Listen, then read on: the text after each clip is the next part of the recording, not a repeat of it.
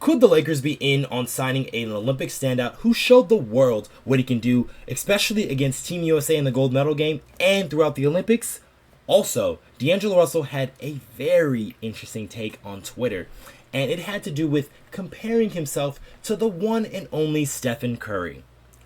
What's good? I'm Okechi Apakama, and this is Lakers Digest, coming at you with another video. And before we get into everything we have for you for today's video, guys, I just want to remind you to subscribe to the channel if you haven't already to get those Laker updates. Now, with that out the way, let's hop straight into today's topics as the Lakers eye an Olympic standout.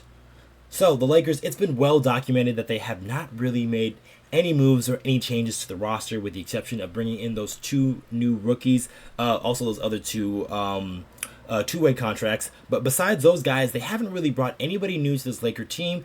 And with the Olympic tournament just ending and USA taking the gold, but France taking the second spot, there was an Olympic standout on that team by the name of Guerschon Yabusele, who really turned heads in this world stage as he played tremendous basketball, so much so that he overtook Rudy Gobert in the starting lineup, the four-time Defensive Player of the Year, as he was just a better fit for that French team next to Wembanyama. And then it showed so much because they were able to ride him all the way to the silver medal there for that French national team. So Mark Stein had a little bit more about Guerschon Yabusele and then his possibility of playing in the NBA. So this is what he said, as the French star has about one more season left on his Real Madrid contract. And if an NBA team were to buy him out, it would have to be for $2.5 million. If he was bought out before July 15th, it would have been $1 million. But obviously that was before the Olympic tournament, and that was before all these people saw what ability Guerschon had. So this guy was a former 16th overall pick from the Boston Celtics way back in 2016, and he spent some time in the G League and with the Celtics, but wasn't able to really find his footing in the NBA. And then he started playing overseas, where that's where he started to play a little bit more, sort of get his bearings, and find his footing as a basketball player. And then he has recently landed himself on Real Madrid. And for those of you who don't know, Real Madrid is probably one of the better teams outside of the NBA as far as basketball competitions in other leagues. So Guerschon has been playing some high-level basketball, especially overseas, and then obviously with the Olympics. So he kind of knows a little bit better about what his role could possibly be in the NBA.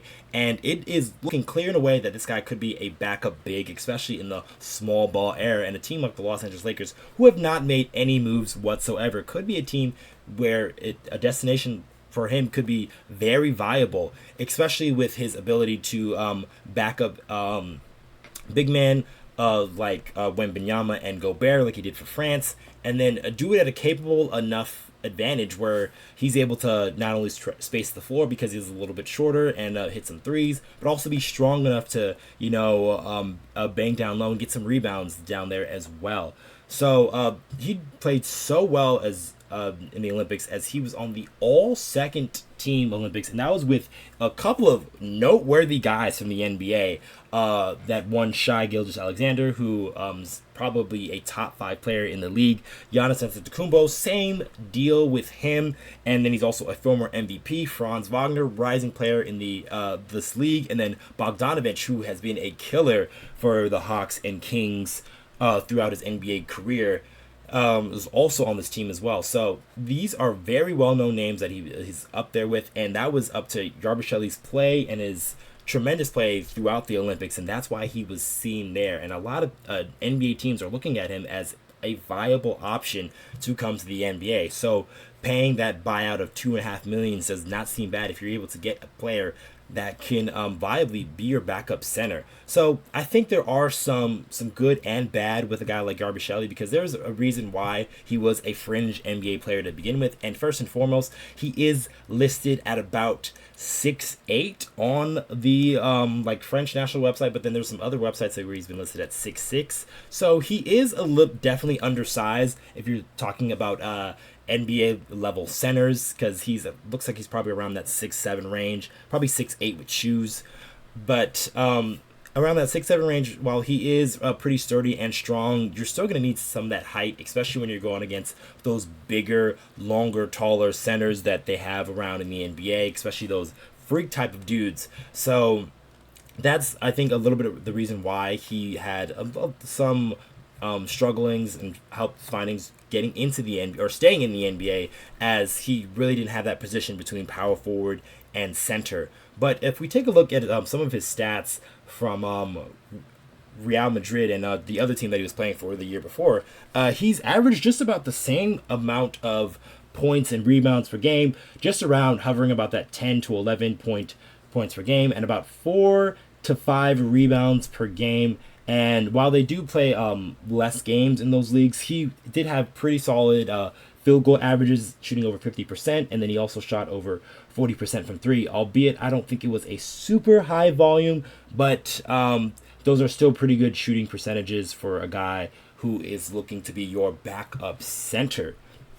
So that is, I think, some of the positives possibly of Yabusele, because he can be a guy that can space out the floor and help with that pace and space three-point game that we see now so much in the NBA. So that could be a positive for him, because he can be a guy that can stretch the floor and really pull out the other team's center if you are playing him on the same time as their big man. So that's what I think could be a positive sign for him. But just overall as a player, I see how playing for your country can really elevate your status. We've seen it in the past, especially with a guy like Dennis Schroeder, who plays tremendous basketball for the German national team, and he did so much so a couple of years ago that led him to get a contract again with the Los Angeles Lakers, and he really helped the Lakers, as that was the year that they went all the way to the Western Conference Finals, and Dennis Schroeder was a very big part of that. So sometimes finding these diamond in the rough guys can be a very big help, but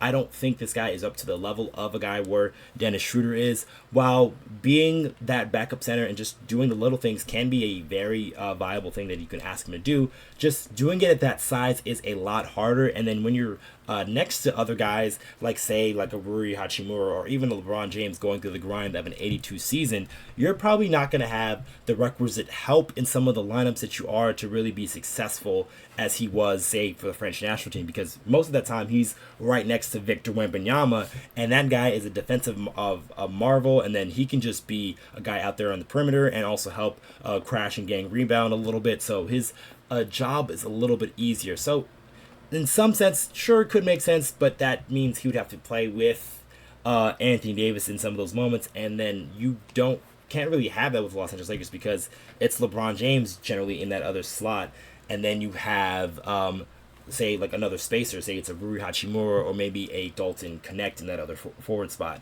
So, or even a Jared Vanderbilt, who brings something totally else different to the table.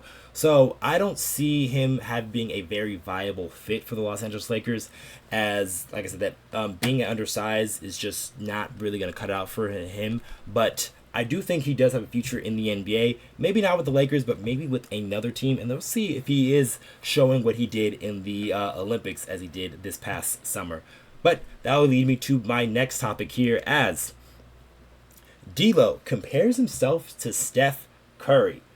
Now, this kind of brought up a little bit of an uproar on Twitter, or formerly known as Twitter, X, as D'Angelo Russell compared himself to Steph Curry and his shooting ability, and in a now deleted tweet. So D'Angelo Russell said this. So he said that. So somebody was asking, or this is what he quote tweeted off of somebody, and he said, "You guys realize D'Lo can get hot like Curry did yesterday, or did we just ignore the facts?" And D'Angelo Russell said, "I humbly agree."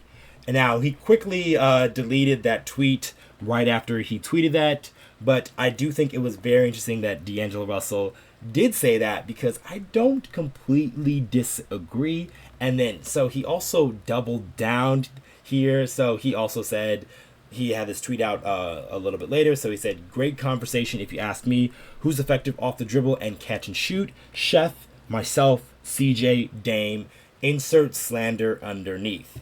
So it looks like D'Angelo Russell is stirring the pot just a little bit out there. But I do think it is very interesting. And like I said, I kind of agree with D'Angelo Russell in a sense. So obviously he is not up to the level or stature that a guy like Stephen Curry is, because Stephen Curry does it at the highest level that anybody has ever done it, with his shooting ability. But I do believe what D'Angelo Russell is talking about, it's that sort of like microwave ability. So where you can pop off maybe 3 to 4 3-pointers in a row and really change the flow of a game. Because Steph Curry, we've seen him do it for years and years and years. But also the guys that D'Angelo Russell named himself included have done that at points in their career. So we've seen it before with Damian Lillard, who probably is the best comparison we have to Steph Curry, as he's a guy that has had his own team and helped lead them to places because of his high shooting ability and what he can do